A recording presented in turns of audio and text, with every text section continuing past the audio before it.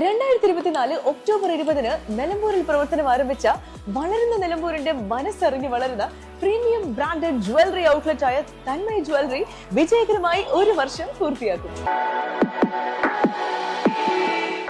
Car വാടകയ്ക്കെടുത്ത് കാറിൽ നിന്ന് police MDMA പിടികൂടിയെന്നും car വിട്ടുകിട്ടണമെങ്കിൽ 50,000 രൂപ വേണമെന്നും പറഞ്ഞ് കാർ ഉടമയുടെ പക്കൽ നിന്നും പണം തട്ടിയ പ്രതികൾ അറസ്റ്റിൽ. കറുത്തേനി തട്ടാൻകുന്ന് സ്വദേശി ആലുങ്ങൽ അബ്ദുൽ വാഹിദ്, കൂരാട് തെക്കുംപുറം സ്വദേശി മരുതത്ത് അബ്ദുൽ ലത്തീഫ്, വണ്ടൂർ കരുണാലേപ്പടി സ്വദേശി പൂലാടൻ അസ്വൽ എന്നിവരെയാണ് Wandoor police inspector Deepakumar arrest ചെയ്തത്. കാളികാവ് സ്വദേശിയാണ് പരാതിക്കാരൻ.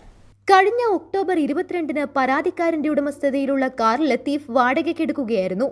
തുടർന്ന് കാർ തിരിച്ചു കൊടുക്കേണ്ട ഒക്ടോബർ 24-ന് വാഹിദ് പരാതിക്കാരനെ ഫോണിൽ വിളിച്ച് കാർ അമ്പലപ്പടിയിൽ വെച്ച് MDMAയുമായി പോലീസ് പിടികൂടിയെന്നും കാർ വിട്ടുകൊടുക്കണമെങ്കിൽ 50,000 രൂപ വേണമെന്നും പറഞ്ഞു.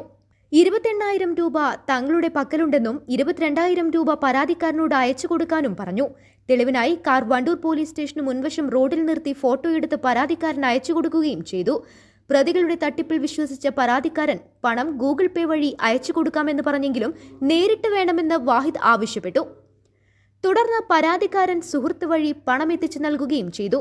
ശേഷം പ്രതികൾ പരാതിക്കാരന് കാർ തിരിച്ചു കൊടുക്കുകയും ചെയ്തു. പണം പ്രതികൾ പങ്കിട്ടെടുത്തു.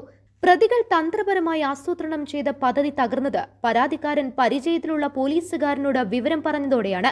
തുടർന്ന് ജില്ലാ പോലീസ് മേധാവിയുടെ നിർദ്ദേശപ്രകാരം നിലമ്പൂർ ഡിവൈഎസ്പി സാജു കെ ഇബ്രാഹിമിന്റെ നേതൃത്വത്തിൽ പ്രത്യേക അന്വേഷണ സംഘം രൂപീകരിച്ച് നടത്തിയ നീക്കത്തിലാണ് പ്രതികൾ വലയിലായത്. 40 ഗ്രാം MDMA പിടികൂടിയ കേസിൽ ലത്തീഫ് അടുത്തിടെയാണ് ജാമ്യത്തിലിറങ്ങിയത്. അസ്വൽ ഓൺലൈൻ തട്ടിപ്പ് കേസുകളിലും അടിപിടി കേസുകളിലും ഉൾപ്പെട്ടയാളാണ്.